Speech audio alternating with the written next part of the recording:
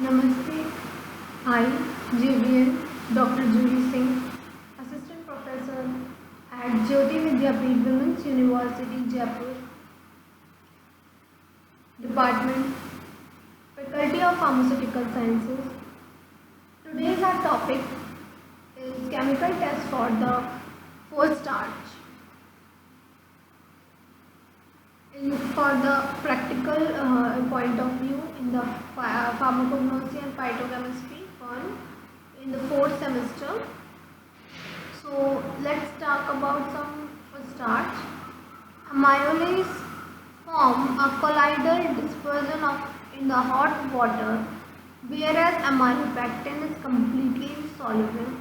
The structure of amylase consists of the long polymer chain of the glucose unconsistent by an alpha acetyl linkage.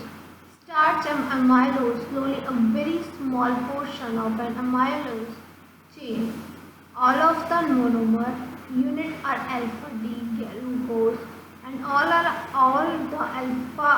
alphabetical link connect with the C.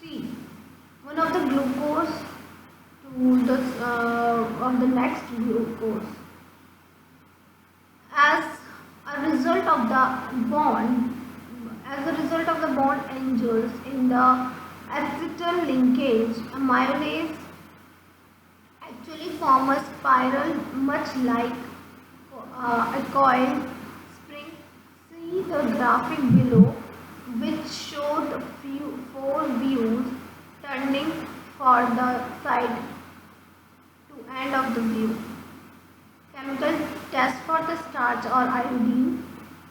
Amylase in starch is responsible for the formation of deep blue color in the presence of iodine. Iodine molecules slip inside the amylase coil. Iodine Ki reagent. Iodine is not very soluble in water. Therefore, iodine reagent made up of dissolving iodine with the water in the presence of potassium iodine. This make a linear triodes ion complete with the soluble that slip into the coil of the starch causing intense blue-black color. So this is the chemical test for the starch or iodine. After that, the morphological characteristic and the chemical characteristic test for the given crude sample drug is identified as the starch.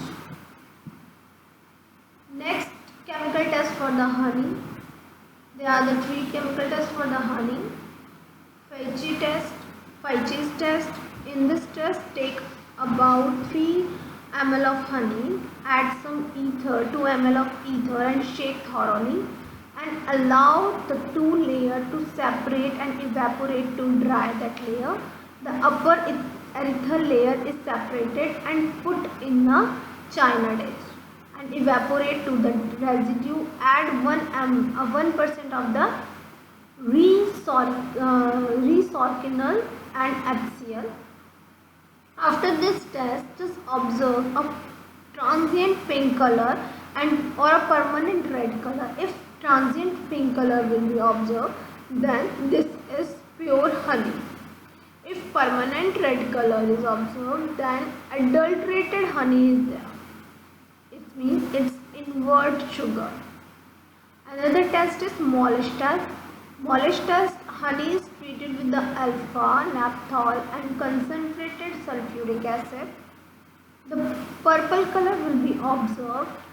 Presence of the carbohydrate will be inferences. Reducing sugar test. Honey test. To this, add a drop of mixture, Fehling solution A and B.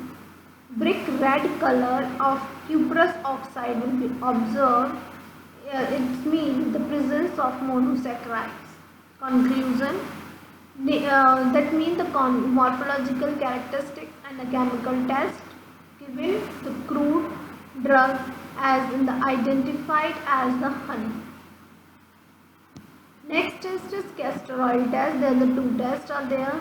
Just add 5 ml of light petroleum ether and to the 10 ml of the castor oil. What will you will observe that a clear solution result and increasing the petroleum ether about 15 ml turbid mixture will be obtained. Inferences: the castor oil is present.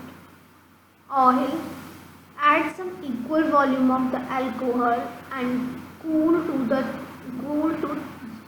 0 degree Celsius for 3 hours. A fresh liquid will be obtained so that the castor oil is present. The conclusion will be from the morphological characters and the chemical test if this crude drug is identified as the castor. Next experiment of this pharmacognosy and phytochemistry is determination of the stomatal number. How to determine the stomatal number? Stomata is a minute epidermal opening covered by the two kidney-shaped guard cell in dicot leaves.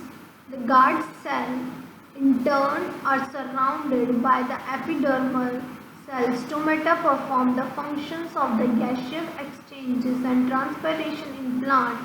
The nature of the stomata as well as the stomatal index and stomatal number of the important diagnostic characteristic of the dicot leaves. Stomatal number is defined the average number of the stomata per square millimeter of the epidermis of the leaf. The actual number of stomata per square millimeter may vary from the leaves of the sample plant grow in different environment or under different climatic conditions. It is however show that the ratio of the number of the stomata to the total number of epidermal cells in a given area of epidermis is fairly constant of any age of the plant and under different climatic conditions. Stomatal index is the present percentage which is the number of stomatal form to the total number of epidermal cells, each stomata being counted as one cell. Stomatal index can be calculated by the using following equation. Like in stomatal index is equals to S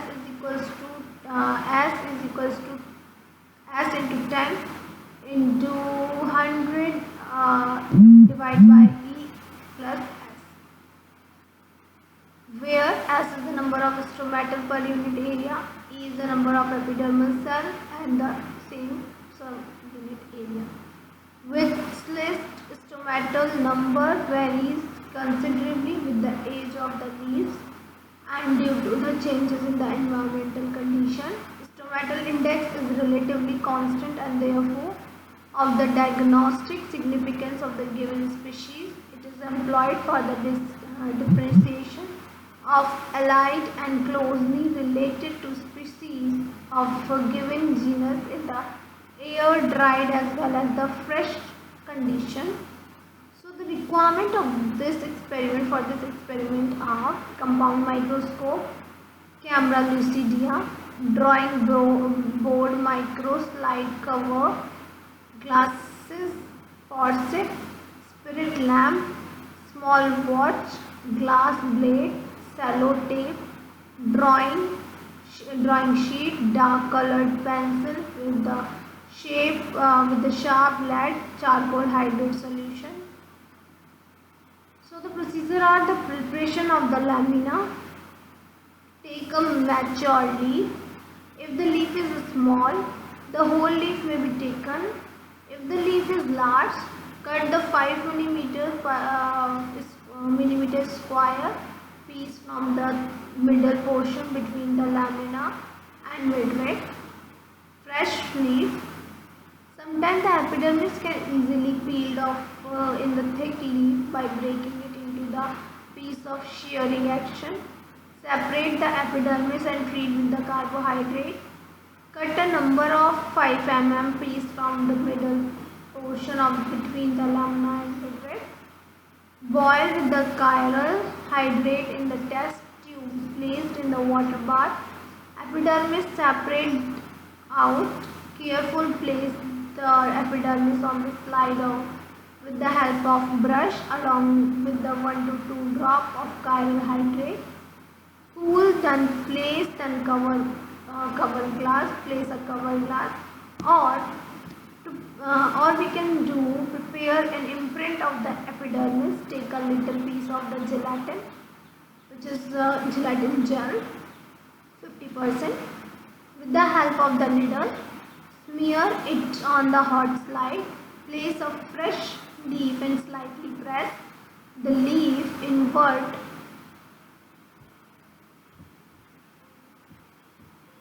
Just a second, sorry.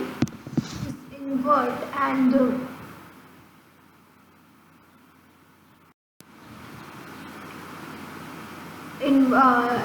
invert and slide. Cool it under the water tape till the gel is solidified.